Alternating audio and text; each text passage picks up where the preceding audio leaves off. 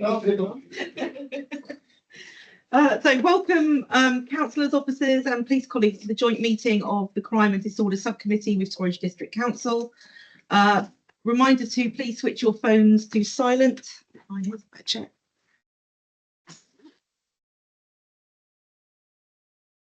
The meeting is being recorded and will be available in due course on the council's YouTube channel. And please ensure that you project your voice and speak clearly as it is being recorded. Please remember it's a formal meeting and therefore do not refer to each other by first names. Right. Let's start the meeting. We'll do the order of the day will be North Devon Council will conduct its meeting, followed by Torridge, and then we'll go into the main CFP part. Okay. So item 1, apologies for absence, please, Kate. I've received apologies from councillors Hunt, Biederman, Denton, Milton, Whitehead and Maskell Chair. Thank you very much. Item 2, to approve as a correct record the minutes of the meeting held on the 13th of November 2024, and to also approve the minutes with the correction subject to the amendment to minute 6 as follows. Councillor York's apologies to be added as omitted in error. Yeah, I was just released from hospital having had a full hip replacement, so I wasn't intended. Can I have a proposer, please? Thank you, Councillor Norman, and a seconder, please. Thank you, Councillor Quinn, and all those in favour? And I will abstain because I wasn't there. Thank you. Item 3, items for the opinion of the chair should be considered by the meeting as a matter of urgency. Just a quick notification, really, that on Friday the 28th of November on the square at 10:45 there will be a petal scattering ceremony led by the Sir Optimus International Barks Balloon District to recognise all affected by domestic abuse as part of the 16 days of activism. So that's just a note for your diary. Item 4, declarations of interest. Do I have any? I've received none. We've received none. None in the room. Okay, thank you very much.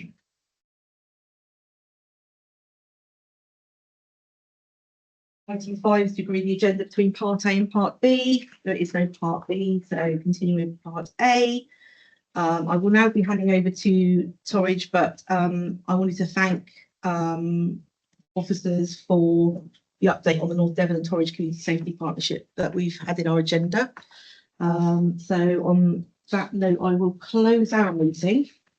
Pass over to Councillor Thomas from Torridge District Council. Very much, Chair. Yes. Good morning, members. First of all, we'd like to ask for apologies for absence, please. Yes, Chair, we've had apologies from Councillor Johns. Thank you. Item 2 on our agenda, public participation. I don't believe we have any, so we'll move swiftly on to item 3, declaration of interests. Members should declare any interests at an appropriate time. I don't think we've had anything. Item 4, agreement of agenda items part 1 and 2. There are no part 2 items. Item 5, urgent matters brought forward with the permission of the chair. I don't have any personally. I don't think anyone else has raised anything. So we shall move on to item 6, the main item, the update on the North Devon and Torridge Community Safety Partnership. In which case I will hand over to our speakers and thank you very much. Yeah, that's me. I'm taking the lead on this. As members will be aware that we have a co-chair arrangement with the CST, myself and Bill. So I'll just take you through this before leading into, I think I'm going to ask Kevin to sort of go through some of the issues that particularly that he's been leading on. But I'll start off saying, since the last meeting, I think I won't use the word uneventful, but it's been an event without major events, which has been good. In terms of that, so it meant that that us and the other partners have been able to focus on some of those issues that's going on within the district. We maintain problems with our street attach causing ASV, particularly in certain areas. We've certainly had it within North Devon, and Torridge is the same. It's a constant battle that we're working with other partners to try and keep keep some sort of order and get some sort of support for those people in that, and that's where we're sort of working primarily now, is trying to look at the support that their street attached have and then taking strong action when it's needed. And the police colleagues have done that with a couple of persistent offenders, removing them from the street scene, which has given us a lot of respite in terms of particularly Barnstaple Town Centre, the group of youths there that were causing a problem, and that seems to have subsided over the summer, which is we really appreciate. In terms of the other things that have gone on, and DeWill's over there kindly pulled together a bid for us for some of the support funding, which was available from the Crime Commissioner. That was very successful, pulled together very quickly. And again, it was down to the partners working together to make sure that we had a really good road-based task to make sure that we got the funding that we needed to that. So in terms of what's gone on in terms of the year, this is sort of, as I say, it's been fairly uneventful, but we have sent the list round of what's gone on. But Kevin, could I ask you just to summarise, if you like, the events on particularly the priorities for the CST, and what you feel have been our successes? Morning, everybody. I'm Kevin Connor. I'm the Community Safety Sergeant for the North and West Devon Local Policing Area, but obviously pertinent to the Northern Devon Community Safety Partnership. The priorities as we had outlined for the year in the plan that was formulated on the 25th of April this year, the first of which was prioritising violence against women and girls. It was an ongoing carried over priority from the previous year, and one that we I think still feel is very much to the fore, and one that I feel is a very relevant and required priority, and that's been agreed across the board. It's been informed by the Devon Serious Violence Strategy, which is a 5-year plan that's been put together by Safer Devon, and one that we're keen to embrace locally. We've engaged with Fear Free, who are the provider of commissioned domestic abuse services locally, and the interventions that their specialist workers have provided in our local secondary schools across North Devon and Torridge are aimed at preventing domestic abuse at its most nascent stage. A lot of the research that we that's very well known is that young men who are within our comprehensive schools, within our society, are going to be most likely our perpetrators of domestic abuse going forward. So acting at that early stage to intervene and to identify those aspects of healthy relationships and pro-social behaviours being imposed by experts in the field from our colleagues in Fear Free was felt to be a sensible and I think reasonable wider offer in order to try and mitigate some of those harms that we're seeing today. Our second priority was with Safer Streets and Antisocial Behaviour. That conversation led us to a rather more pointed crime in our town centres, and most pointedly youth crime and disorder. It was something that had resonated with our communities quite heavily through online publication of videos of people who are either street attached and substance misusers, or young people who had taken to filming crimes and sharing them on social media. Those ripples of harm weren't just felt by the immediate victims of those crimes, but they were also felt across our communities, with people in our rural communities also apprehending harm that had actually taken place in our town centres. Once more, it fell upon us to try and identify ways that we could target those specific offenders, but also make it very clear that by targeting those offenders, then we can mitigate those harms in the wider communities. What did that look like? There were hastily prepared meetings targeting specific offenders, young people specifically, with our colleagues at Devon County Council and the local Youth Justice Service, whereby we expedited the pathways for intervention and engagement with those young people under the auspices of court orders. How was that achieved? That's achieved by sharpening up police investigation procedures, by sharpening up the procedures that we see within our local youth justice services, and therefore getting in there with the intervention for those people who most need it, and then actually feeding back to the victims of those crimes immediately, but also then publicising quite widely on social media and using that same medium to mitigate those harms, and telling our communities what it is that we had done, which proved to be quite successful. Intervention with young people, as much as intervention or rehabilitation work with any offenders, is not a panacea. There are always going to be people who do not respond to those lower and more rehabilitative steps, and rather more punitive steps need to be taken. With 2 offenders, that was something that was pursued. We were pioneers in this part of the world by imposing 2 antisocial behaviour injunctions on 2 key offenders, which, as the chair has alluded to already, actually is seen as those 2 offenders actually enter into some significant periods of desistance from offending, which were actually stretched to about 11 weeks over the summer, which in and of itself has provided much needed respite from a season of harm that we had discussed and we were sort of cognizant of around the April time this year, and leads us up into the rather more chilly climes of midwinter that we find ourselves in at the moment. We continue to hold antisocial behaviour meetings, steering group meetings, which are chaired by my team and are taking place on a monthly basis and target not only the young people cohort, but also our adult cohort of street attached and homeless, which are very much the very public and overt face of deprivation in our communities.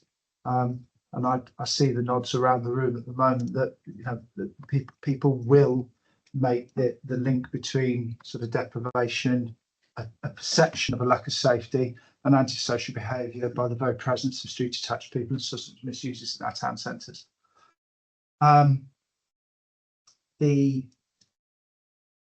We are seeking to pursue opportunities to work with the health sector actively to address and monitor risks changing related to substance misuse locally. That is a huge challenge. I was having a conversation with Sergeant Munning, who is going to be my successor in this role going forward, about the much needed buy-in that we require from our colleagues in health and our community safety partnership. It is not just a local authority or indeed a police response to these issues. It's a whole community response, and that includes our colleagues in public health.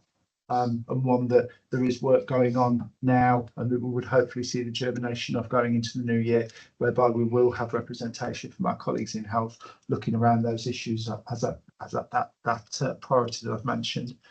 The third priority that we looked at this year was hate crime.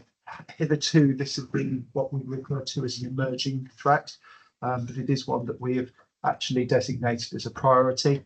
Work taking place with our colleagues in Safer Devon to highlight those most pressing and most prevalent hate crime issues.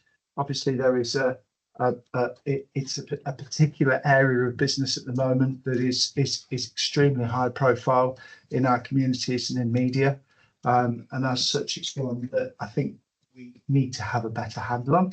I think it's one that we need to encourage more reporting in, and I think it's one that we need to encourage more confidence within our communities in discussing and being open about. Moreover, we need to gain the confidence of those people in our ever increasing diverse communities in our areas. I will go back to the previous point that I made about engaging our colleagues in health. There is work that is taking place within the last few weeks that myself and Sergeant Munning have undertaken to engage with security teams at our local hospitals. Our public health are our largest employers of diverse communities in this area. People from South Asia and people from East and West Africa who make up a large portion of the workforce of our local health provision, and as such these individuals need to have our confidence, need to be integrated into our community, and need also to know that they will benefit from the full support and protection of this community safety partnership, just the same as any other members of this community would. If indeed there are deficits in that confidence in those communities, then it is incumbent upon us as a cohort to ensure that we gain their confidence, and that includes accurate reporting to get an accurate idea of what the issues are, so that we may help to prevent those harms and mitigate any issues that have arisen already. There is a challenge going forward with regards to emerging threats now that has been vacated by the hate crime emerging threat from last year, which will lie within the board going into the 25-26 season or the 26-27 season, which will be to allow the CSP to respond quickly and effectively to new concerns. Those concerns need to be determined, and that conversation needs to take place. It's incumbent upon you as our elected members, upon us as members of the board and also of our communities with whom we all engage to identify what those emerging threats are, how they impinge and impact and influence on our perception of community safety. And moreover, how it is that we can then develop strategies to try and tackle them and make sure that we increase the perceptions and feelings of community safety in the North Devon and Torridge area. Thank you, Chair. Thank you, Kevin. I think I remember that. So it is something that we discussed at the last CSP meeting about reporting, and I think the conversations that Kevin and I had in some meetings and members come to us particularly with particular issues from the community, and I think that the lack of reporting in some areas, particularly the hate crime elements, are a particular element, and it is something that we would seek to encourage because we can't act and respond to something when we're putting bids together to deal with it.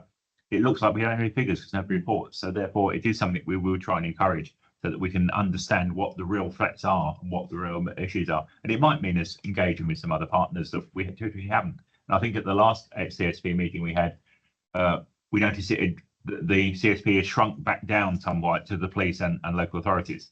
There were some other partners there. I think the Youth Justice were at the last one. But I think Kevin's work to now get the health service on board is crucial. So one final thing that I say before going to members for question is this is Kevin's last meeting with us. Connor's been with us, been here 2 years, 2.5 years in this role. Just under 3 years. 3 years, yeah. And he's been a cornerstone really of what we've done. Unfortunately, Hardiman got some big boots to step, but so far everything's gone extremely well, and I'm sure she's more than capable of conversations I've had with her already. Already champing at the bit, I think is word I used to get on with that. So that's quite useful. So just thank you, Kevin. That's all I can say from me. No, thanks for having me. It's a difficult one for all of us, and the conversation about with Sergeant Money is sometimes the concept of safety, the feeling of our communities as elected members, as a local authority, and indeed as a police force. We struggle sometimes with being able to hear what it is that people are saying because we have the business of the day all the time. And there is a balancing act there. It's not only delivering, but actively listening to in order to deliver more effectively going forward. And they're two jobs that need doing at one time in order to give us just that miracle outcome that we want, which is a place where we all want to live. You are key members of doing that. Holding us to account is an absolutely vital function of that taking place. I've been supported by my colleagues in the local authority to do that, and they are my colleagues. And I know that they're going to be able to support Sergeant Money in doing exactly the same thing, because it is only by having this transactional, trauma-informed relationship approach in order to ensure that we're not only listening, but we're doing it at the same time, that allows us to make sure that our communities feel safe and this partnership delivers on its mandate, which is in order to really promote that feeling of it being a great place to live. Ultimately, that's how I see it. And thank you for all your support, both you and Phil. I want to say that sitting on the Safer Devon partnership, I see a little bit of envy around from some of those others don't have this sort of relationship with their police. It's their local police, so having somebody within the local authorities really is really cornerstone to what we do, and it just means we can have those conversations. So Yeah, I just wanted to add, as I mentioned at the CSP, thank you. I thank Kevin then as well, but on behalf of our committee, again, thank you so much for all your input. You explained things incredibly well for us, and have to take quite a lot of diverse questions on board. So thank you very much for working with us and helping us, and good luck for your future activity, whatever you're doing up to. I don't know. I guess at this point is now any questions for members that they've got for each of the thing. I don't know how we divide out in terms of questions. Which sorry. No. So has anyone got any questions? Thank you, Chair. I've got two questions about the street crime. Is there an appreciable increase in street crime? I mean, there's been several reports in the local papers recently of incidents. And I just wondered if there's a percentage increase that we can pass on to see how big the problem is. And the second one is a definition of an interesting phrase used by you, Sergeant Connor, and it was periods of desistance of offending. Does that mean people are locked up? What does that mean? Periods of desistance of offending. So there's two questions, please. I'll certainly take the first point if I may. So I'm Andy Wills, I'm Sector Inspector for Barnstaple. So I'm, pleased to meet any of you that I haven't already. I suppose like the place manager within policing for Barnstaple sector. So that does extend out to Instow, Goodley, I'd Gun, like to extend it etc. to Bideford. The area around it, you would. My colleague is right next to you. So clearly we're so you and here who represents Torridge. That's fine.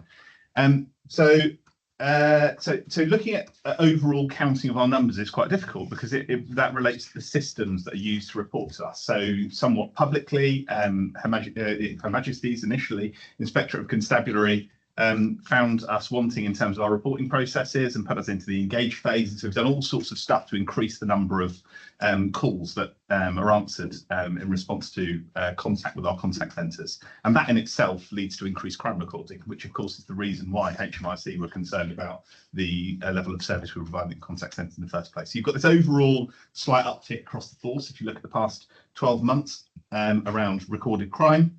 And then you've got changes in the incident numbers, i.e. those that we're dispatching units out to. So that's the sort of data, if you want a really high level helicopter view of what that data looks like, we need to refer to. So across the force in the past, I've just done some maths in the past 12 months, rolling 12 months to October, including October, relative to the same period last year. And the force saw an increase of 6.4% in terms of overall incident recording relative to that same 12-month period. And locally, and I refer to the North Devon District Council area, for example, of which my sector is a component, we had a 1.1% increase in terms of we had a 3.9% decrease in terms of our overall incident recording. So that's sort of less things overall happening. I would say that the incidents aren't necessarily crimes. They can be a road traffic collision, they could be a missing person, they could be a sudden death, they could be any number of things. A proportion of it is crime related. In the North Devon District Council area, our recorded crime increased by 6.5% over that 12-month period. And so that does reflect an increase. It reflects an increase in demand upon us, obviously, that we need to service. It creates all sorts of challenges, doesn't it? Not only in our response to those individual incidents, but in terms of putting prevention in place. And I think Kev did a really good job of outlining what some of those measures can look like. But to give the example of my sector, for example, we've currently got 8 criminal behaviour orders which are in place across the sector, which are court-made orders, which basically prohibit people from behaviours which otherwise might not be crimes, with up to a 5-year prison sentence as a sanction to deal with our persistent offenders. So we don't just deal with things on a case-by-case basis. I'm really conscious when we talk about any of these challenges that these are real issues in our communities. They're real issues not in someone else's community either. They're real issues in my community because I'm someone who lives in it. Otherwise they might be common in some other areas of the country where people are catching a 2-hour train ride to come to work every day and then going home. That's not my experience. I'm talking about the place that my children live and my parents live. So I'm not referring to somebody else's problem here. The challenge is real for all of us. But what we do is more important than what we say. And I think that should go for everybody in the room. And so I'll refer back to our outcomes. So I've done some open source research over the past couple of weeks to work out what proportion of crime nationwide on average forces solve. And you get a range of data between sort of 11 and 13% of the reported crime is solved by police forces up and down this country. Well, if we look at North Devon District Council area, which I sit under, we had positive outcomes. These are approved Home Office measures of 18.9% over the last 12 months. And if I look at my sector, 21.9%, which if we refer back to that 11% picture, is practically double the outcomes that are being achieved nationally. And I think is really, really impressive. And I'm pleased to say, and I have a somewhat urban area, challenges are different in more rural areas, but that 21.9% is the highest of any sector in the force. So it is important we contextualise this information, and I do take opportunities, I think you'd appreciate, to get that out into the public when we can. The challenge, of course, for us is that if I look at my sector, for example, for the last month, approximately 500 incidents reported in the sector, how we go about articulating our response to that collectively, when perhaps in local social media community groups with admittedly tens of thousands of people, 5 or 10 incidents perhaps referenced. And Thank you. and how we go It's with just that my question was actually about street crime, because there is a Yeah. perception Mhm. among the people I talk to, and of course this is been also possible because they go past the shop, is that there's been an increase, but from what you're saying, really, you can't really pluck that out of all that information you've got to target particularly street crime, whether it's happening or not. Because sometimes it may be just the perception, not the reality.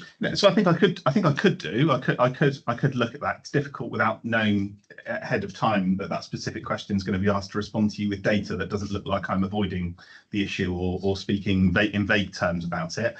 Has it gone up at points of the year? Yes, and I think Kev spoke recently about in particular some issues we've had with youth crime and disorder, and particular group that needed getting a grip of. And we talk a lot about prevention, but also it's important to prosecute people. I don't shy away from that at all, irrespective of who that is. There are some people who need more support, some people who need less support, but those two issues aren't necessarily mutually exclusive. It's about making a decision based on the case, based on the individual, about what the most appropriate course of action is. But people, let's not shy away from it. People have been prosecuted on a number of occasions and put into positions whereby they understand the sanctions are only going to get more and more severe.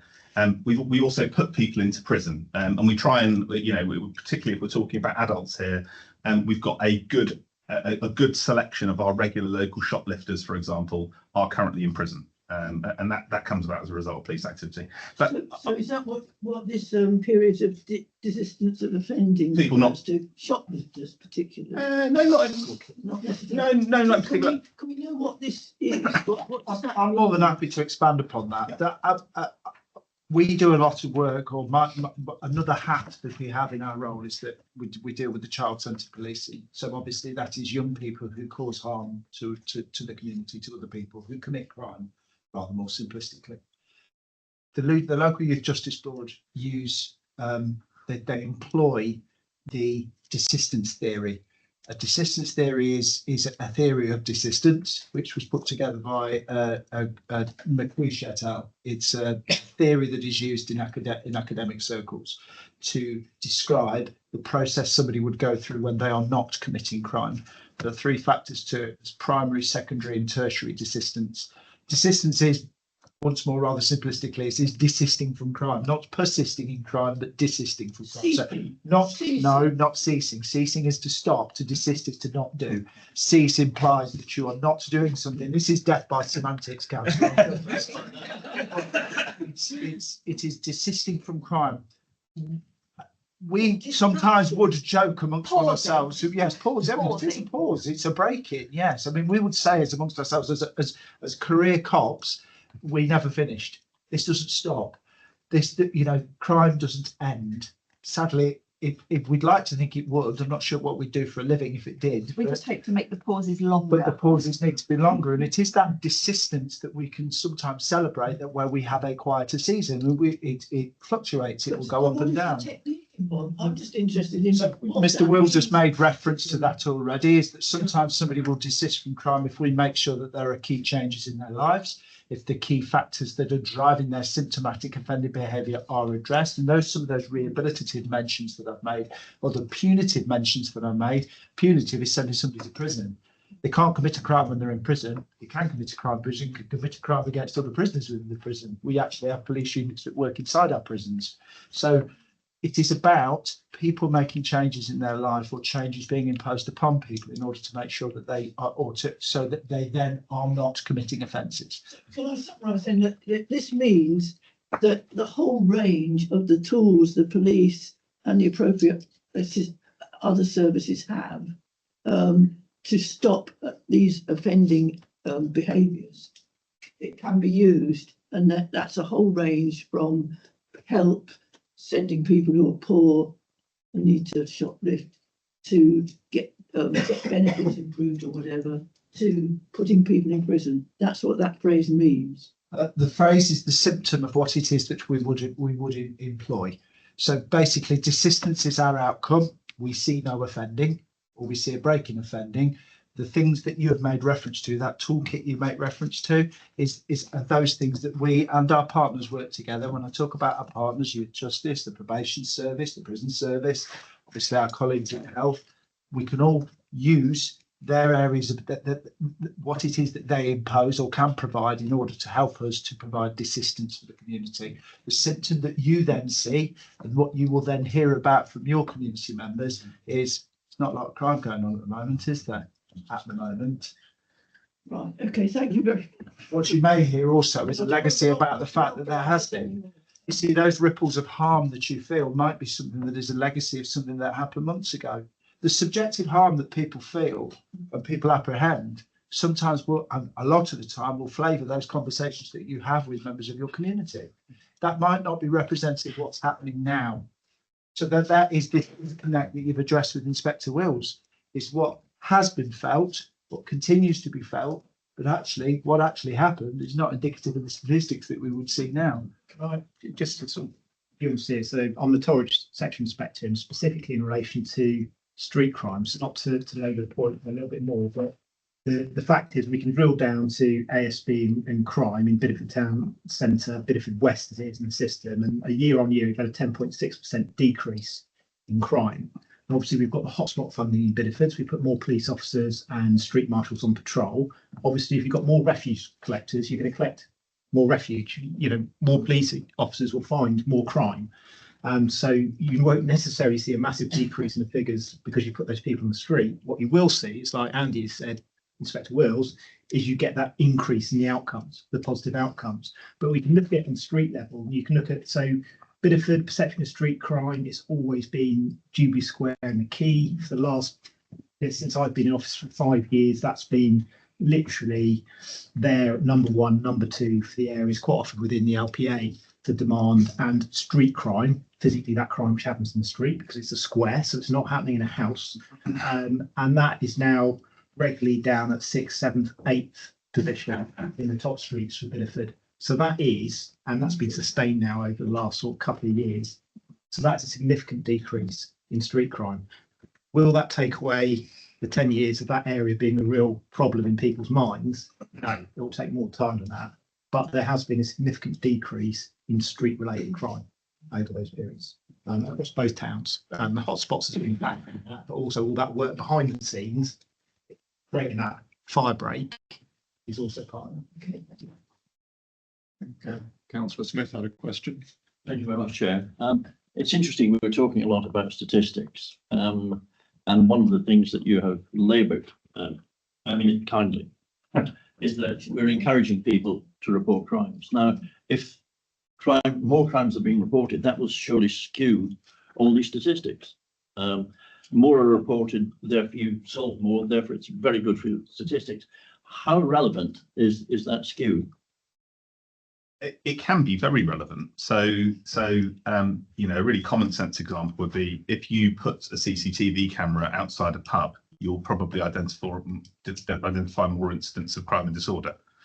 They were always going on. It's that thing about a tree falling in the woods, isn't it? Yeah. So on a very basic level, that's an example, isn't it? If you look at our contact centre, for example, that receives, via various means across the force, in excess of 1 million reports a year, if you increase your performance by 15 or 20%, you're going to see really significant changes in the volume of crimes and incidents that are reported, and which is why I made specific reference to those process changes which have involved a lot better service at our contact centres. And if you speak to people, if I ask people in this room what 101 contact services are like, and you might give me an opinion that perhaps they're not very good. So my question would be, well, when was the last time you phoned them? And the answer would, on average, be, I gather, 8 years ago, because people call the police on average once every 8 years. So it speaks to precisely the issue that we're talking about around reputationally trying to improve and the legacy of those issues. But it can be really significant if you have police officers, or any. I mean, we're not the only form of capable guardian of a place, are we? But if you have police officers walking through an area where crime and antisocial behaviour is taking, you will detect more of it, you will deal with more of it. And we've had that with the hotspot funding, which has been really, really useful. And I hope I've explained, through my own personal interest, if no one else's. I'm as keen as anybody else here to make sure that our town centres are the safest places they can be, along with other parts of the geography, which also require service, but are perhaps less spoken about. Thank you very much. Thank you, Chair. If I can just respond to that as well, it is worth saying that looking through the stats here and having come from a Met area before I came here, we're working with relatively, in the scheme of things, low numbers with the resources that we have. Yeah. So therefore, a cohort coming in causing a problem, suddenly there's a big uptake in the numbers when you're working in those percentages. And it's a little bit difficult when you're working with those percentages, you say. And if we've got a particular area where we feel, with hate crime, we as a group know that it's underreporting. But in terms of that, it's like we don't know how much it's underreporting, and we try and encourage that. And then, because of the relative number we've got, we've only got to take what would look like a 50% increase, and suddenly it looks like we've got a massive problem. Whereas we've just identified a problem that probably was already there. That's pretty much well. Yeah. And of course, the reason we're here as a CSP, and I know Councillor Youssef for anything his hand back, but the reason we're here as a CSP is that one of the reactions to that, if you were to get a 50% increase in the level of reporting of hate crime, for example, would be to prosecute those that did it. That would be one thing to do, and that would be a legitimate solution to the problem. Part of it, I would suggest, but it provides you an ability to monitor the extent to which that issue is presenting, doesn't it? So when we get these social changes, we get discontent nationwide or globally, might I even say. We can understand what the effect of that is within the community, and then as a group of agencies, as society, as public servants, we can put a response in that deals with that. So it's not just about bean counting, for want of a better phrase, of what are the numbers and how many people did we lock up and deal with. That can't be the limit of our response. But I don't know if Councillor Youssef has got. Yeah, good morning. Yeah, my apology first of all. I just went to another police meeting, so I just halfway left and coming here after running. Anyway, yeah, thank you very much. Yeah, gentlemen rightly raised that. So I got two questions. Is it enough police to tackle the crime and disorder in North Devon and Torridge? Number one. Number two, about the reporting system. Yes, it is very poor reporting system. So many crime is getting dropped, not getting reporting properly. As he mentioned about the hate crime, that's what I was in a meeting early this morning. The huge number of this get dropped because of the reporting system. Example, like I do a lot third-party reporting on behalf of victim. I just did the other day. I used to do often, but now I don't get much time. But still, I find it takes me 45 minutes to fill the form. Honestly, I'm telling you, and that's not good enough. Long form to filling up, and all details here to explain. Also, when I reported that, after 5 days, week later, getting response, and I think that's not good enough. So that is my question related. Is it enough police to tackle the crime? So there's a couple of questions there. The first, I'll respond to, having previously been responsible for running our contact centre at headquarters. The information that we need to gather to correctly populate a crime report isn't something that's just set by Devon and Cornwall Police. There are sort of a set of national requirements, and you can see how those conversations evolve. So, for example, any of you that have been keenly monitoring the press might have seen, for example, increasing interest in the ethnicity of suspects stroke offenders. So that's going to introduce another question, isn't it? What was the apparent ethnicity of the suspect? And that's just me dealing with that's just one issue. But to count all of that data in this ever more complex world that we're in, you need to ask those questions. So a police officer either needs to sit down and ask you those questions, and you need to answer them anyway at some point, because that's part of the data capture process we go through in order to populate a crime report. Or alternatively, you do it on your own, and the police officer that would be answering you asking the question can be resolving some other issue. Whether it would be any quicker and wouldn't take 45 minutes of your time if that was being done with you in person by a police officer, I doubt. we'd still need to ask information, record the answer to the question. I appreciate it doesn't feel there's as much of an arm around you. I mean, we're going through that, and that is an issue, but it's about us using our resources really effectively. Are there enough police officers?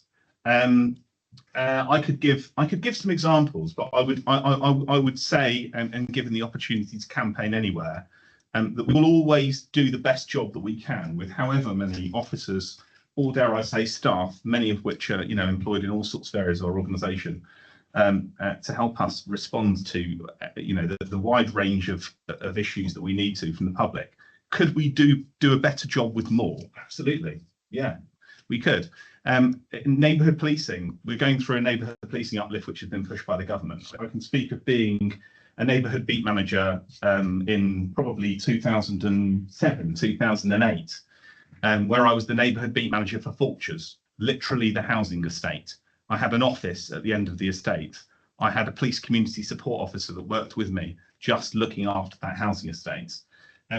And through changes in our demand, changes in our resourcing, changes that came in after the financial crisis that I'd say we're still rebuilding from, at that point we had 13 neighbourhood beat managers and 12 PCSOs in Barnstaple, and now our full post establishment is 7 and 4.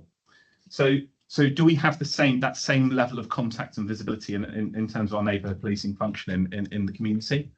No, I wouldn't say we do. Would I like to rebuild that and get to that better position? Absolutely, I would, yes. And I'd be totally dishonest to every other conversation that I have with my colleagues if I didn't sit here publicly and be confident enough to say that. But is the force trying to move in the right direction to address it?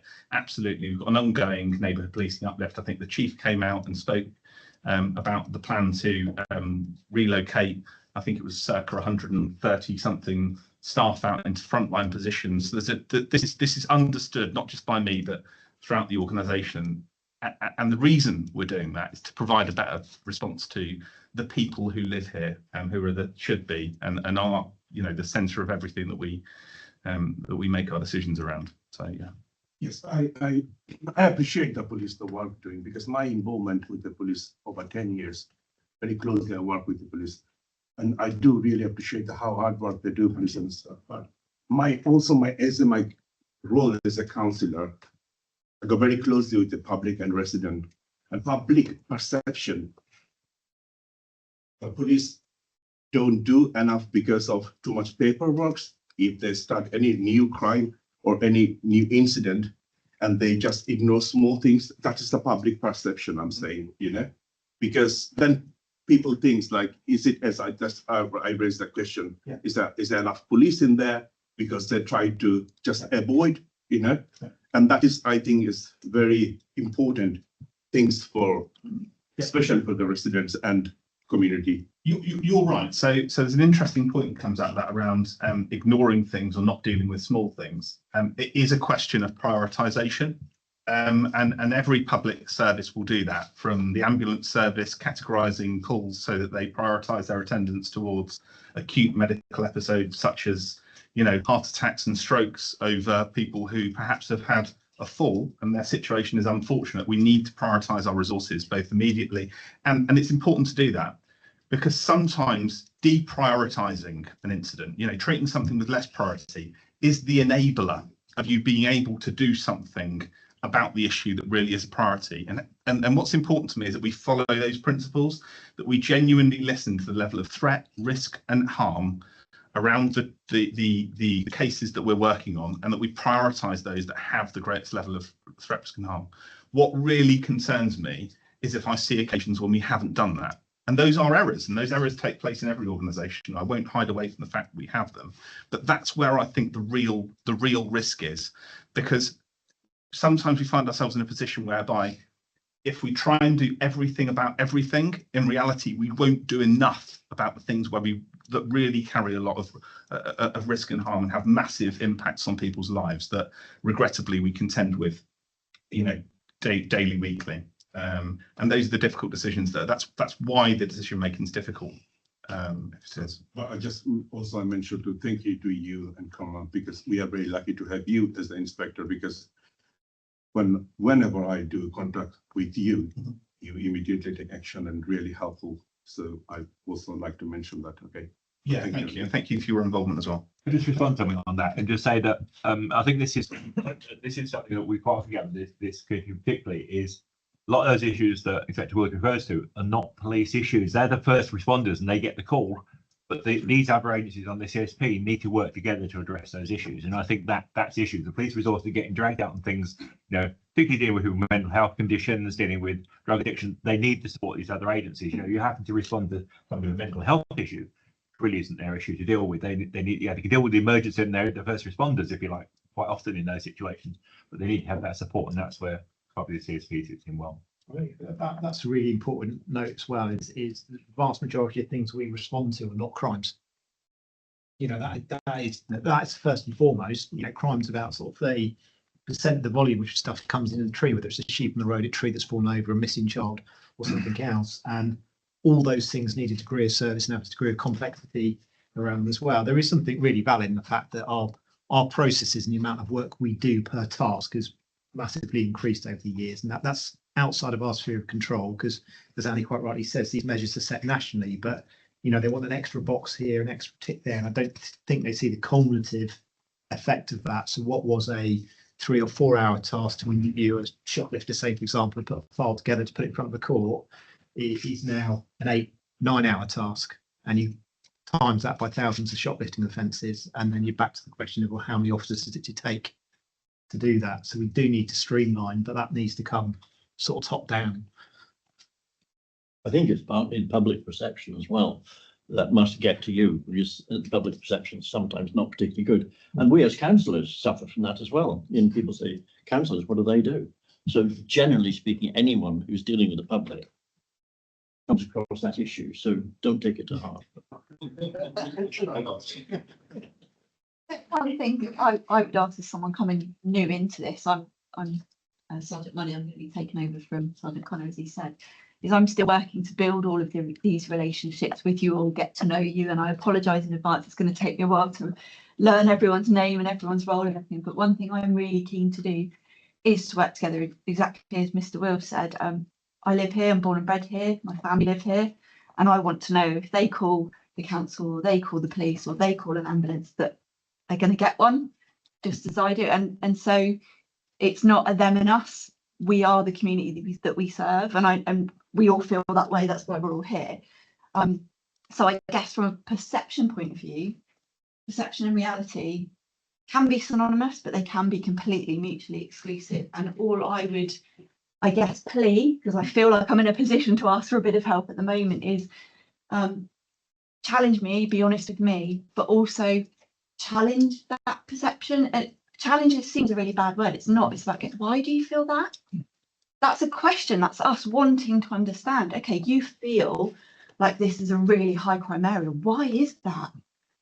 Because we might be able to, as a collective, as a community, we might be able to kind of really help people calm down straight away and go, well, I feel like that because I heard so-and-so got assaulted. Okay, has that been reported? No. Okay, how can we help you do that? So I guess my plea is, I will do absolutely everything I can, and I will ask you questions, and I just ask that you do the same with your community, really drill down as well, and we can do it together because we're part of it. Yeah. Obviously, since the last meeting, there's been a bit of an issue around shoplifting, particularly in Barnstaple, and obviously we've addressed that. We've got some more reporting software, I believe. Is there any sort of update you can give members about what's happening with, again, perception and reality of shoplifting in Barnstaple? Yeah, absolutely. So I was involved in drafting a media release as recently as yesterday. So in terms of what we're doing around it, and we regularly push out comms on outcomes. And obviously, sometimes we try and concentrate the information we're communicating to share an understanding around those issues that have been a particular concern. I hope that's a logical thing to do. So I could certainly go into our data, and I could look at shoplifting, and I can give you comparative examples, or Ewan will quickly research that, I'm sure. So if you was taking, for example, shoplifting crime in Barnstaple, we will have had a reasonably substantial fall over the past month, relative to the same month last year. Like I say, because of essentially what you're dealing with, you've got all sorts. So if we look at shoplifting, you've got various different types of offenders, I would say, shoplifting. So sometimes you'll have somebody who's doing so through, you know, food poverty, for example. I think I've encountered that. You might have, I don't know, young people stealing an eyeliner, for example. You could be that type of thing. But moreover, I think what we're talking about is drink and drug related addicts, effectively servicing an addiction through acquisitive crime, stealing goods that they quickly resell. So we're talking about perfume, aftershave, electric razors, coffee, bacon, joints of meat, anything of that nature. If you spoke to retailers, this would be their common experience, stuff you can quickly get rid of, and then you can go and spend that money on drugs and alcohol because they're things you're addicted to. And the reality of it is that until you address the underlying addiction, the need for the money doesn't go away. And instead, the question is, where does the money come from? So one of those ways is shoplifting. So there's been a nationwide increase in that. It's been a real nationwide topic of conversation around increases in shoplifting. It's been felt by our retailers locally. And clearly, if you've got a hammer, everything looks like a nail, doesn't it? And in policing, we deal with that by way of arresting and prosecuting those people, because meanwhile they are out and about in the community and their drink and drug addictions are not effectively addressed, they will carry on offending. And the courts are well engaged with that as well when we look at repeat offenders, and so they put them in prison. That's the bottom line. What's my hope is meanwhile they're there, they get effective life-changing support and that they engage with that, because not all of them do, frankly. The message would be that everybody out there is crying out and immediately ready to engage in life-transforming drug treatment. And that's not the reality that I'm accustomed to experiencing, having spent nearly 21 years in this job. So it might be someone else's experience, but it's not mine. So sometimes that can be the case. It is with others, but you know, it's a necessary part of the process. What I would look at with those repeat offenders is if you looked at them, if you broke down their offending backgrounds and their interactions with the criminal justice system, you would see that a great proportion of them have been to prison, have been to court on multiple occasions, have served multiple prison sentences. And what I would say is, and this is inviting you all to contribute to conversations around the public around this, that is much less subject to scrutiny than the immediate police response to their latest shoplifting incident. So how effective, the question to me is, how effective has the rest of society's response been? How effective have the interventions previously delivered by other components of the criminal justice system been at addressing that person's offending? Can we have a conversation about that, as well as, well, they've gone and nicked, 3 packets of bacon from the local, supermarket, and everyone's up in arms about it because they did the same thing 12 months ago and also had a Facebook post.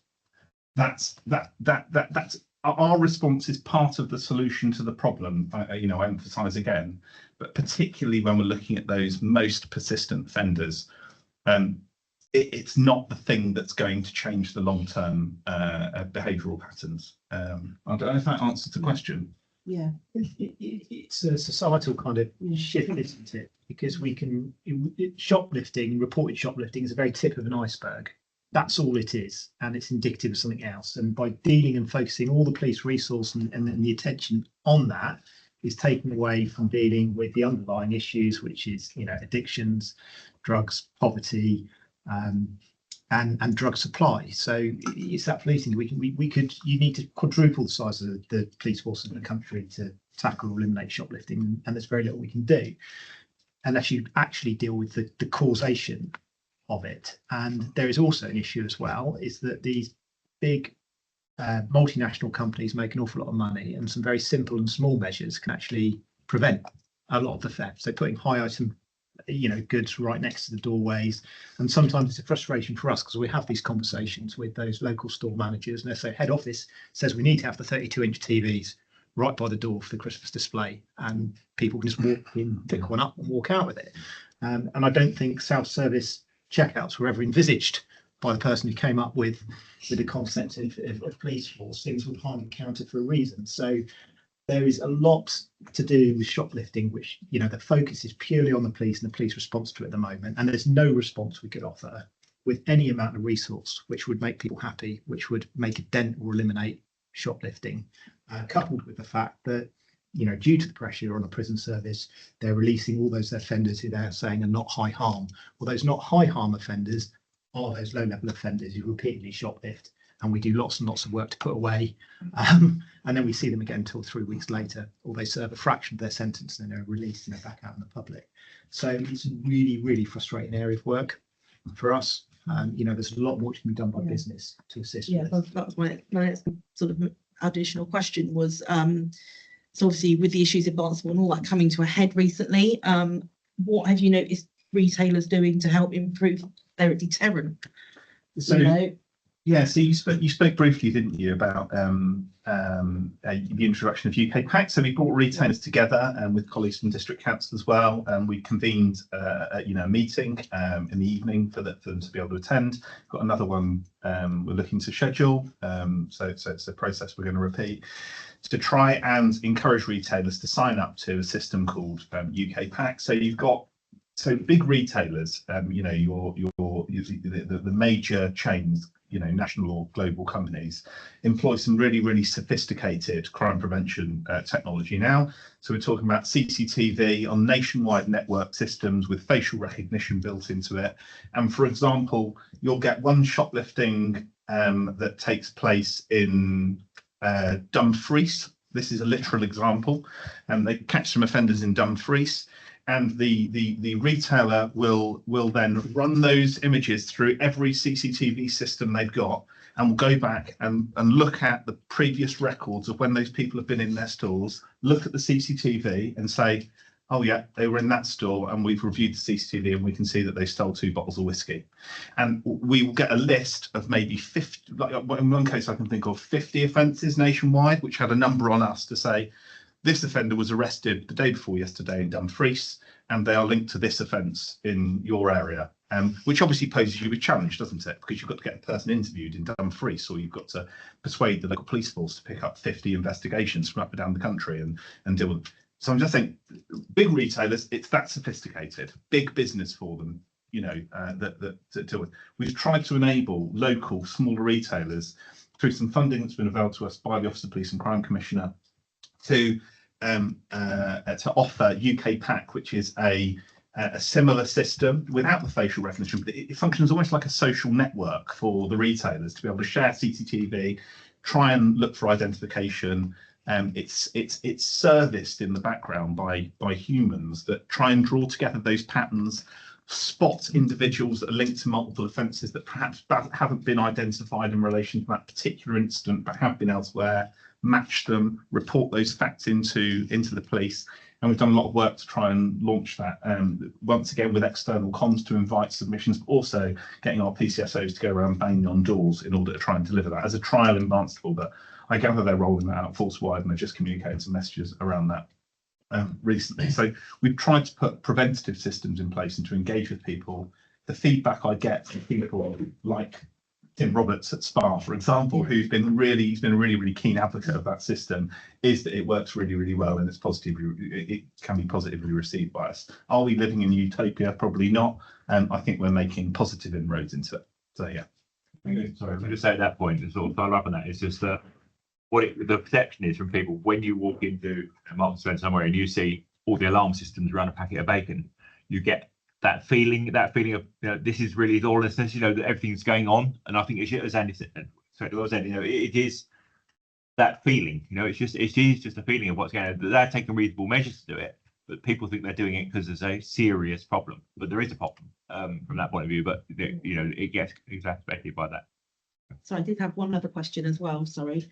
Sort of similar relation to Bideford Town Centre having their hub. Obviously now that Green Lanes has got hub with North Devon Council, and I believe the police are having a presence there. Has that helped with being able to get to situations quicker and have a presence that helps deter potential crimes in the town centre? So we explored all sorts of options. So District Council obviously acquired Green Lane Shopping Centre, so it's an asset that they own, so they can make use of that facility. One of the retail units there was designated as a hub, as a contact hub. We did explore opportunities such as putting our front office there and whether there was capacity in the site in order to be able to do that, to deliver that level of presence, to staff it. The unit wasn't right, wouldn't accommodate both needs. We're in a position of flux whereby a number of years ago, I think 4 years ago, I might say, the roof, we had a RAC survey, rapidly autoclaved aerated concrete, if I've got the letters right. So that the police station, which discovered that the roof was structurally unsound and we needed to move out of it really, really quickly. That involved us trying to locate a suitably sized premises. We couldn't. We ended up going into the old Barham Auto Parts site next to Travis Perkins.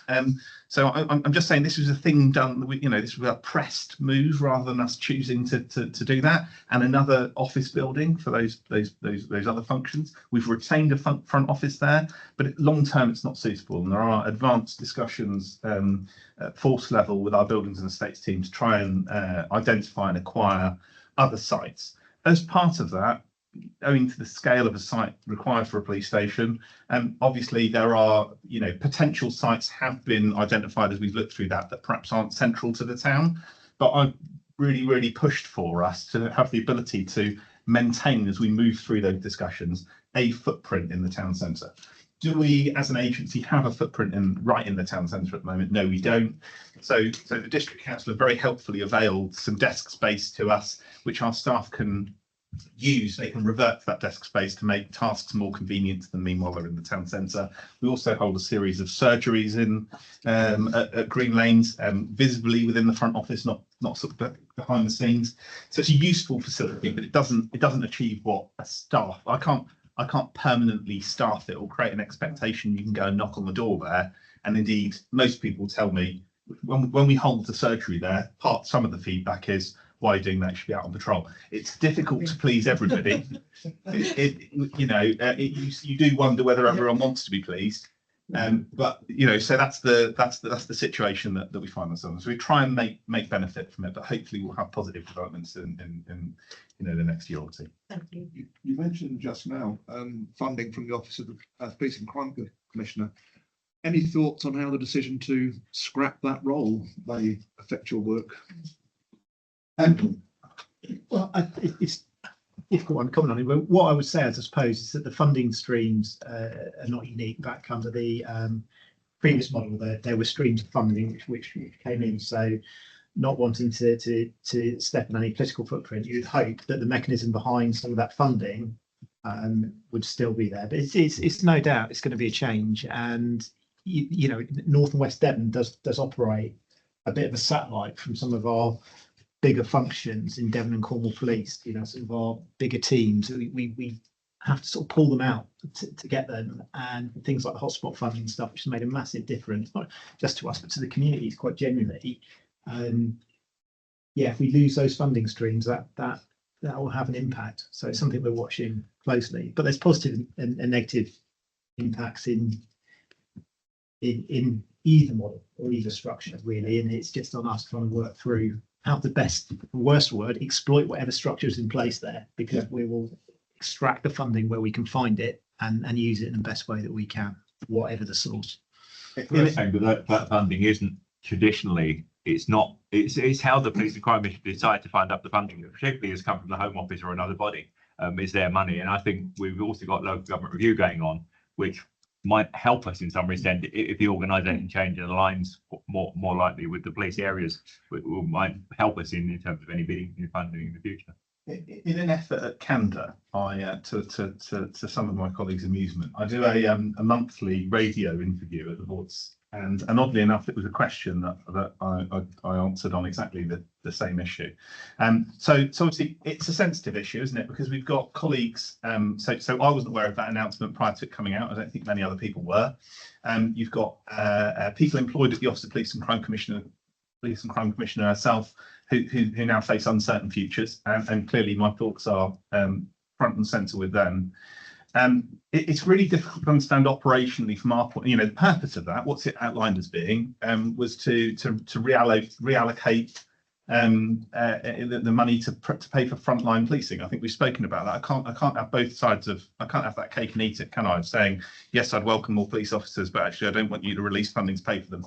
How that happens and the effect of it needs to be careful balance, doesn't it? I wasn't an inspector at the time prior to the Police and Crime Commissioner to know to really have a grip of what we gained or what we've lost.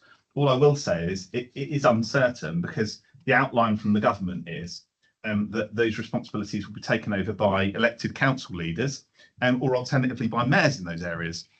And even that process is uncertain at the moment, because we've got an ongoing programme of work nationally to reorganise local authorities, their boundaries, who those council leaders are. I can't make a comparison between it was this person, now it's going to be this person. Does that sound like a good idea to you? Perhaps Councillor Clayton will expand upon that as the council leader, because I don't know if the responsibility I don't know if it's inferred that responsibility would come over yourself. But yeah. It was inferred, you're quite right, but more on the mayor side. I should imagine that's the way they'll go after the local government reorganisation has been sorted, and we have a strategic mayor for the whole of Devon, possibly Cornwall. Then that will be brought in. Personally, I think the whole role of police commissioners has been a waste of money, and I think it could have been used elsewhere. But we shall see how that. There has to be some kind of political accountability. Yeah. But the most important thing is to get the resources into the frontline staff like yourself. So yeah, I think it's watch this space at the moment, isn't it? Yeah, indeed. Yeah, that's me being Councillor Hodson. Thank you. One of the recurring themes in your presentations has been the requirement to look at the root causes of crime and recognising some of the issues that might alleviate repeat offending. Obviously, key to this, and we're talking about this as a safety partnership, is public health. And I think as a partnership, we should be examining how public health are helping you deliver your priorities. Because if they're not contributing I'm not suggesting that they're tardy in their responses, but if they are not sharing the same vision and priorities, you're not working together to actually deliver for our community. And I think you need the assistance from those professionals to be able to actually improve and allow you to achieve your priorities. I think of hate crime, what's happening you've mentioned hospitals are staffed with a very diverse community. We talk about street crime. We talk about rough sleeping. We haven't this morning, but that is an issue. How are those teams actually working and integrating with you? And I think it would be useful as a partnership to hear how it actually pans out. As someone coming new into this, I can sort of give you my experience so far has actually been quite engaging. I know we've said there's been an absence within the community safety partnership, and I may be speaking out of turn for my colleagues. I think that absence is more as a representative to a lot of the meetings. It doesn't mean the work isn't going on. No, I accept that. We've had a lot of One Northern Devon meetings, which is a lot of representatives from the local GP surgeries. They're doing a lot of pilot work. There's one going on in Ilfracombe at the moment with people that have been released from prison on probation. How does the health service get in there with them? Because obviously once it's fine when you're in prison, you're away from all of the bad influences, if you like, but when you come out, generally you're coming back out to the area where you got into that downfall. What can they put in place from the local clinics and the local surgeries to try and help with that? So there's a lot of work going on as a pilot at the moment, I think till March next year for that. So that have results to give you, unfortunately. But also, as Sergeant Connor alluded to, at the hospital, they've had they will be going a change of security. and a new security manager has taken over. He's from the military, very much sort of let's get it done attitude, which is amazing. It's brilliant to talk about it. We need to talk about things. We need to understand the issues, but you also need someone at the end of it that's going to get it done. He is very much like that. He's really pro. He's provided his direct email, direct contact number. He is himself from a very diverse community, so he lives it, he knows it, he understands it. And he's been really, really key in actually going around the different wards, talking one-on-one, and you've actually done a visit and actually gone round and personally said, we are here. Here's a poster. If you don't feel you can talk to me right now, scan the QR code. It can take you through the reporting process. So that's kind of from a hate crime, community safety and health perspective. And also places like the Freedom Centre, they're really key. They've got GPs that go in and do sort of drop-in surgeries, and I think they've got a mental health worker that goes in once or twice a week. So just to reassure you, I think the work is there. It's just a little bit of pulling it all together. Really. Sorry, I personally know these things. Okay. What I don't think this partnership meeting actually examines is how effective those things are in us achieving our aims and priorities. Right. And I think it would be important to perhaps draw from those agencies and other partners how they're working, how we are all working together. So that the public's perception actually doesn't see you guys as the ones who take punitive action and not bothering with low-level crime, which is worrying people because you've got other fish to fry. It's about how everything is gelling and working together. And I don't think we communicate this particularly well to our communities. And I think what you've done this morning communicates how the police are working, but it doesn't. What you've just said, Sergeant Money. As in cash, It unfortunately. should be easy to remember. I'll probably call you Sergeant Pound. Or Well, that's those things. You're okay. all those things that you've just mentioned, I think do need to be minuted and shared.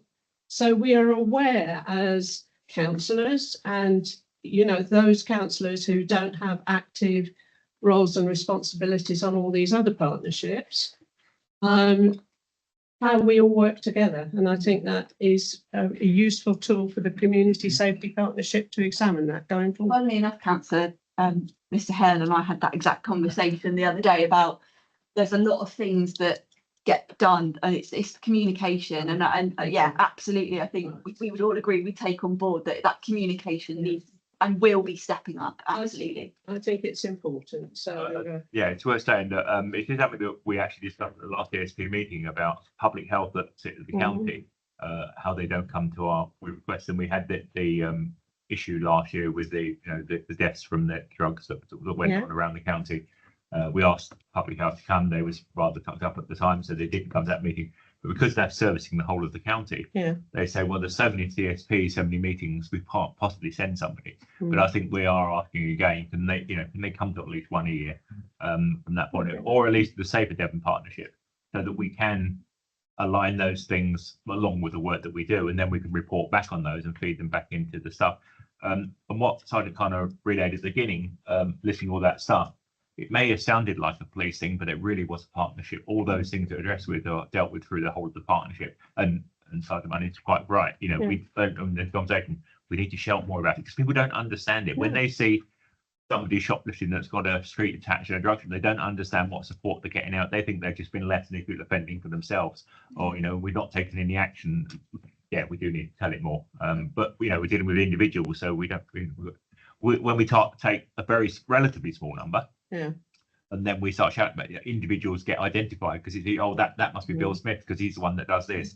So we've got to be very careful when we're working with this data. So that's all. And we need to be aware of referrals on waiting lists. Yeah, indeed. And how long some people wait to actually get that support that they need. Yeah. So those are my, I suppose, requests of you. It's good to hear you're already talking about it, and I think going forward, this partnership could be. In the interim, until we know what form local government is going to be, that we actually increase the awareness of what's happening across all the services. Thank you.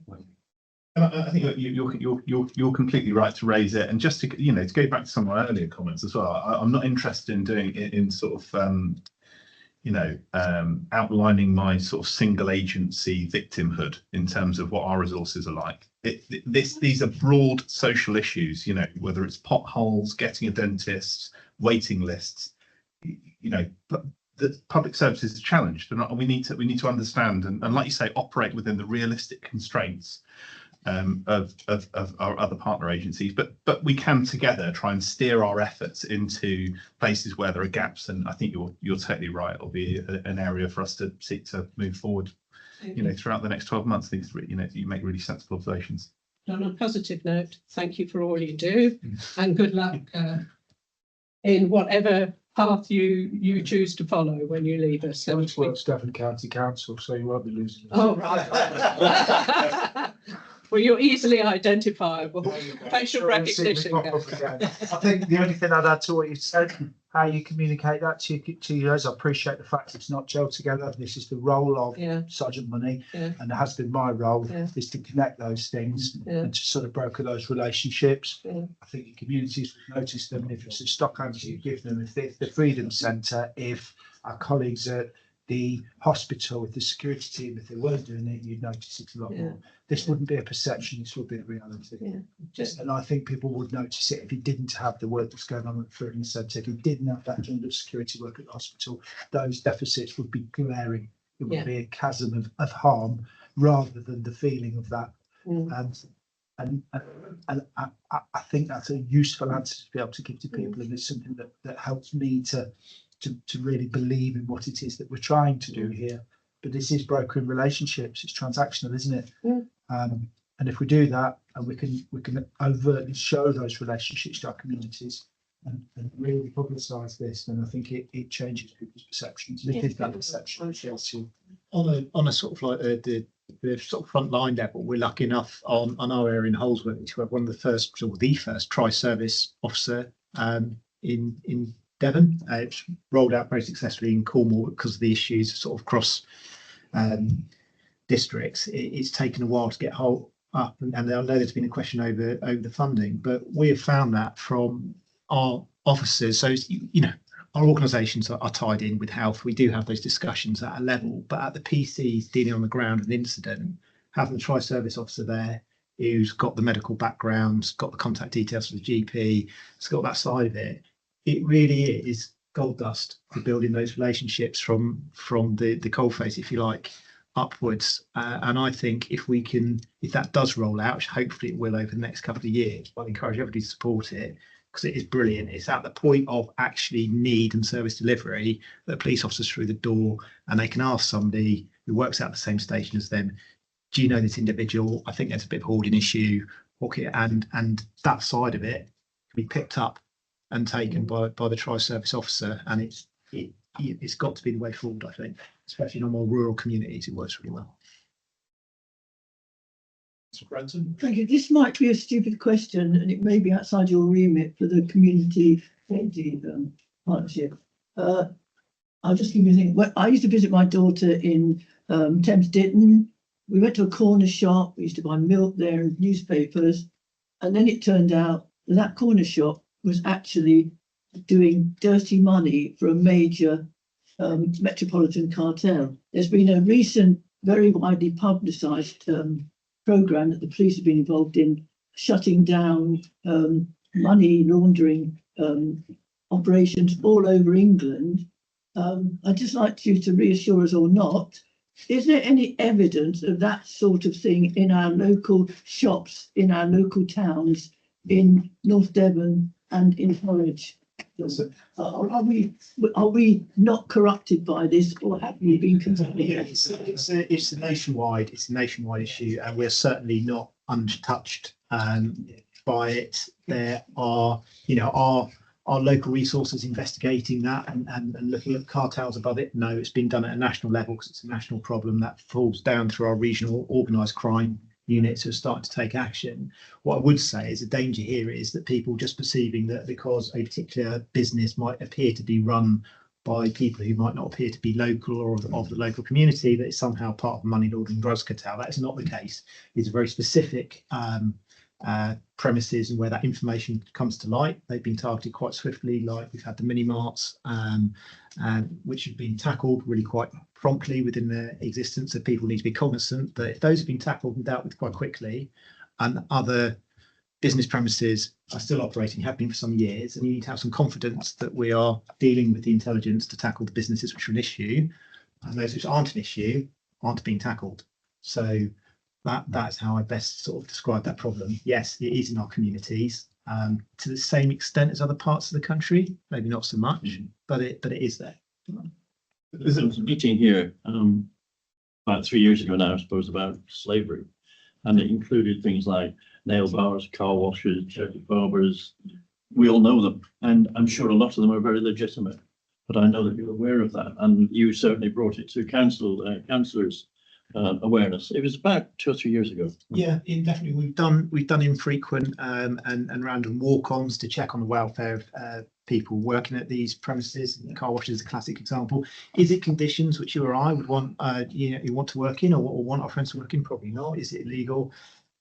Is it, do we have other businesses which maybe sort of surf the line between, legitimacy? Are they paying this? Are they paying that? Well, there's many locally run and developed businesses which are equally avoidant of some of the structure, some of those. So, they are not ignored. We regularly focus on them. We have intelligence information related to them, and when concerns are raised, we act on those, and we do the walk-ons. And if something needs to be done and warrants need to take place and premises need to be shut, then people see that happen.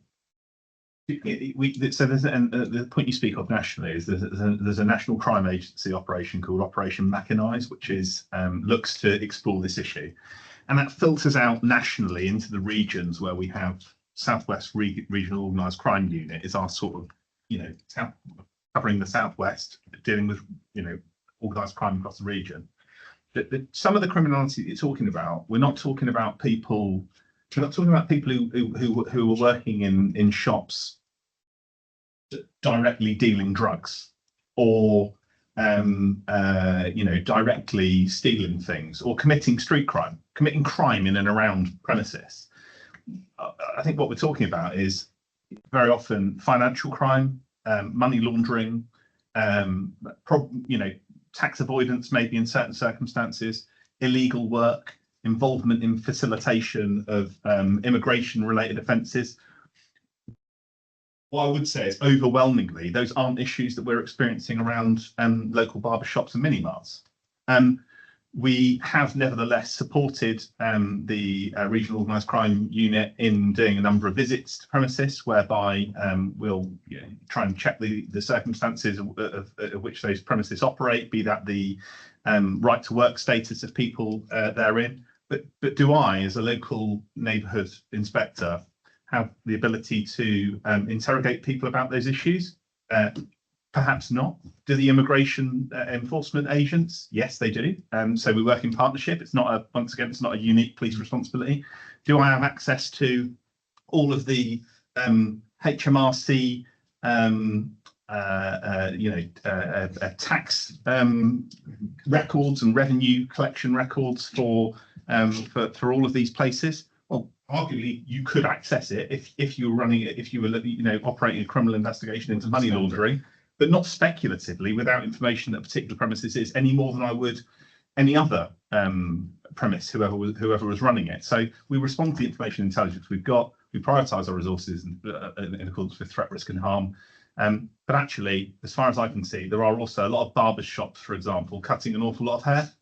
And they're open till 7 o'clock at night when a lot of other barber shops aren't, and they're open 7 days a week, so you can get your hair cut after work or on a Sunday. So we have to appreciate there's genuinely services being offered out there as well. And what I'm not going to do is stigmatise people who are running a barber shop because of the fact they're not white British. And quite honestly, sometimes the conversation feels like that.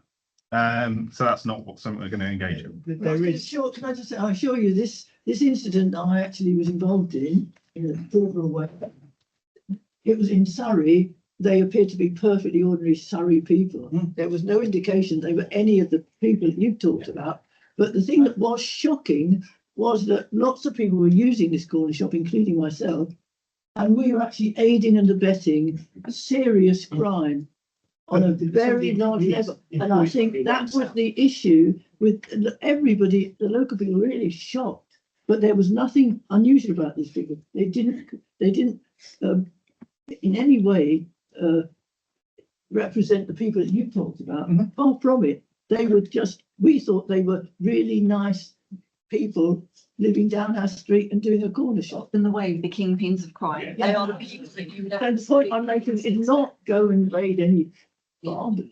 I never suggested that, but that No. there is the fact of the matter, if you are patronising and actually using premises that then turn out to be articles of crime and awful things like arms, go to arms and things like that as well, then that is very shocking to the local population. And that is, I think, a sort of a community safety issue, because no decent person would want to be involved in that. I think it's about just reassuring the community. You don't know what you don't know. If you don't know that that's a criminal organisation, what can you do? You know, believe me, I've watched the Minority Report enough times. I wish I could know in advance. I wish I had that sort of ability to go, yeah, it might look like a legitimate organisation, but it's not. None of us know that. None of us can know. So if you're a patron of a shop or a business and you don't know that it's for nefarious reasons, there's nothing you, I, or anyone can do about that. But as you've rightly raised, what we can do as members of the community is give that reassurance to each other and go, you absolutely didn't know, because none of us would give our money to a corrupt organisation or to a corner shop that was then funding something. So I guess, you know, you and I and everyone in this room, we've got that part to play to put the proverbial arm around each other and go, it's not our fault. We could just look after each other and pick up the pieces. I do agree with you, but that's what the Victorians said about child prostitution, didn't they? Well, if you know about child prostitution, you deal with it. If you don't know it exists, you can't solve the problem. So the example you've given there is you were all using a corner shop without knowing it was an illegitimate business. None of us can do anything about that. There is some due diligence as a CSP, certainly after the recent trading standards joint operation we did, which I think is worth consideration, because I think there is some target hardening we can do as a community around this. You know, these business units have rates for what they're used for. When people take them over, they have to apply for what they're going to do with the business. If it's a particular type of mini-mart or name, we could do some background checks, couldn't we? We could say this person's applied to take over this business. We've looked them through. They've got 74 names, company names all registered. You know, is this an alarm bell? We could share some information, because I think sometimes we don't take many preventative actions. You know, taking the trading standards around the mini marts and tobacco, we very quickly ended up with a quantity of these premises. And once we're through the door, it's quite evident that these weren't trading legitimately. And you think, actually, probably we could have done some checks. So maybe that's something as a group we could look at. What avenues have we got as districts when new businesses taken over premises, that we could just do that extra bit of due diligence to see if there's any alarm bells, and then start that conversation early with ourselves, and then we can, you know, legitimately look for some information. We can go, actually, we've got some concerns, or we haven't. So where you can protect ourselves before they. I think I suspect the Will said. I mean, that is a problem. It's you've got to have some evidence to start looking.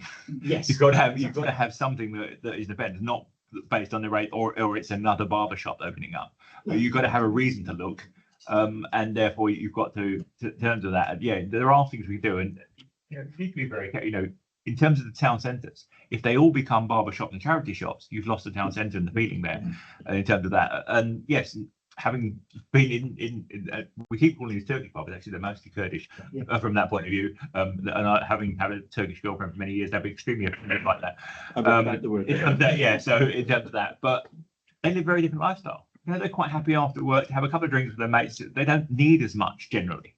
So when we look at an empty, you know, relatively empty, and some of these are quite quiet in terms of their business, perhaps it's. I've walked in Green Lanes and there's a couple of shops in there, and I think, why are they open? I've never seen anybody in them, but they're not offending community. You think, you know, somebody's life, they wanted to always run their own business, and they probably end up putting their own money into it to keep that business running. So we've got to have a reason to look, and I think that's where the partnership comes together. if there is some, if trading standards are going in, and I don't know what premises they went into. I don't know if they went to our council tax and asked that question. Have they all got the same landlord? Is the same person all paying that money? I don't know that question. So from that point of view, so not sure how much digging they did based on that and the reason. I think that's the whole question about how we line that up. I think that also gets back to the councillors. Sorry, I don't know. Hello, Councillor. I think that gets back to your earlier point about there will be work going on at a county level with our colleagues in trading standards, getting them more, better county representation on the CSP, so that these issues can be attacked by the correct organisation rather than the one organisation or the two organisations building these questions. Because I've no doubt that there is work taking place with our colleagues in Border Force, with our colleagues in HM on CRS, or our colleagues in the council in terms of the county level. But if we're not speaking to them and we don't know them, how we're supposed to tell people, and if nobody knows, then the perception runs riot, doesn't it? Well, it can only strengthen the partnership by actually pulling together all these different strands and actually working. And I know you do work together, but it's letting everybody know you're working together. I think it's worth saying those agencies do come to us. I think it was last year. Sometimes they've got a suspicion about the place. Yeah. They don't have enough evidence to go in.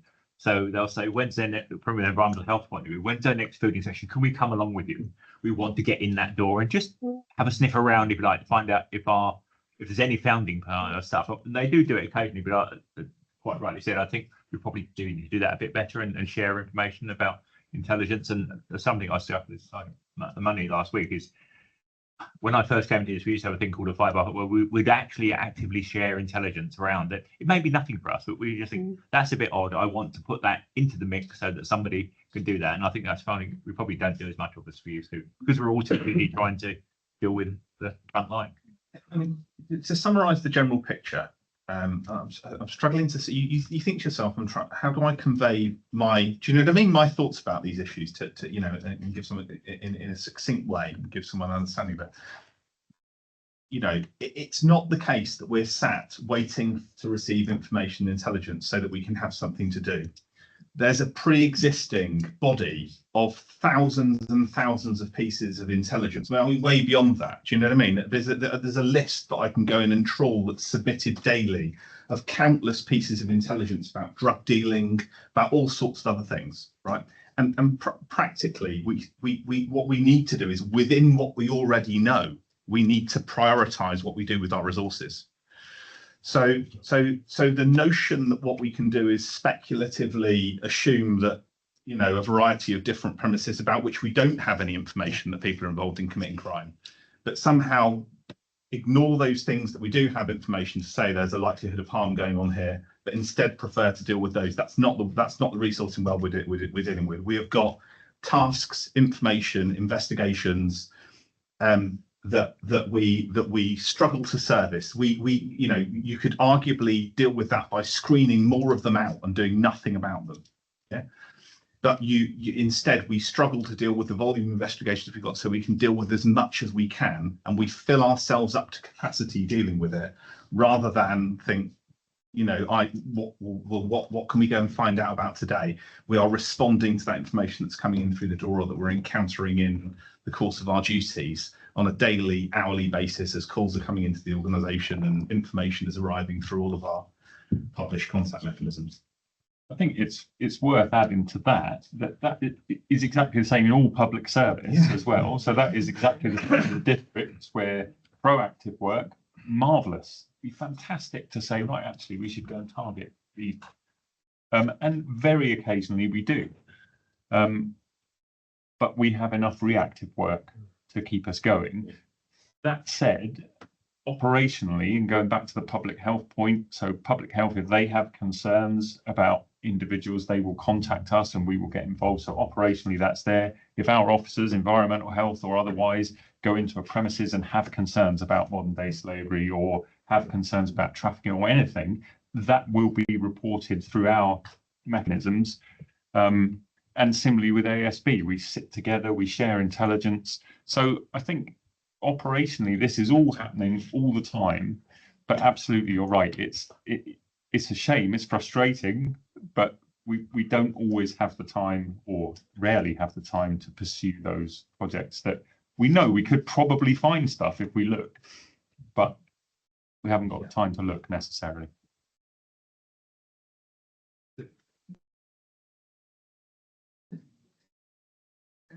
Need to close the meeting now, is it? If we've got no other questions, I think, have we got the date? For the next meeting? All I would say is quite happy to remain for a mingle. Yeah. So, you know, if there's things that we need to discuss outside the formal meeting, then we'll stop around afterwards, have a chat with everyone. If you'd like to before you go home, by all means, be good to do so. And just as another, actually, sorry, addition, last minute, but overall, overwhelmingly, I would say the news coming out of this meeting, the CSP, is positive. We're doing a load of positive work, like, you know, really good partnerships, good interventions, fantastic stuff, and that boils down to the local level as well. We've had some really good successes individually with properties, with people, with situations. So yeah, I think, to me, I see it as a positive. Yeah, of course, there's always still work to be done, and we strive to do that. But it is wholly positive from my point of view about how we should be looking at this, how we should be looking at it. Okay, so I think on behalf of both councils. Sorry, can I just ask a question? There's nobody here from the fire brigade, is there? That's all. No, they do sit on the CSP, but they don't come to this joint committee. So They don't come to the joint. no, they do sit on the CSP, the fire service. So I think we're finished. I think we'll close on behalf of both councils and yourselves. And again, you know, I go to the CSP as chair of this committee. So if any members have questions or thoughts they want me to take forward, let me know. They happen, what, every 3 months? Every other month? How often do they happen? CSP meetings are there 2 or 3 times a year. So yeah, So yeah, and anything, you know, any sort of new issues that are coming forward, just, yeah, I can bring that forward. it is worth saying that although it is a big partnership meeting, that if there are any urgent issues, we can call urgent meetings with a narrower group that we can focus on those issues. Whilst they're scheduled for this amount, sometimes there are some quickly emerging issues that means that we need to change things. So through yourself. So I think we would look at So that. thank you everyone for coming, particularly those from Torridge, who's come a lot further. And we'll see you at yours next time. Thanks, everyone.